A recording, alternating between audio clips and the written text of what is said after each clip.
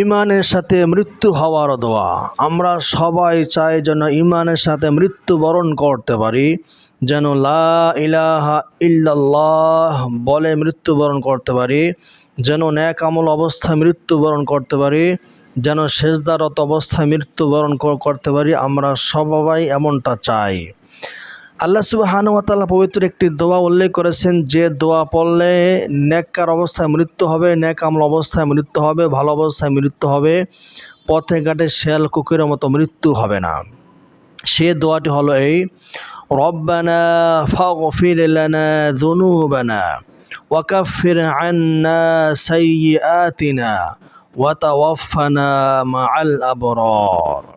এর অর্থ হলো, হে আল্লাহ, আপনি আমার সকল গুনাহ ক্ষমা করেন, আমার সকল পাপ অপরাধ আপনি গোপন করে রাখেন এবং নেককারদের মতো আমার মৃত্যু দান করেন। নেককাররা যেভাবে মরে আমাকেও ঠিক ওইভাবে মৃত্যু দান করেন।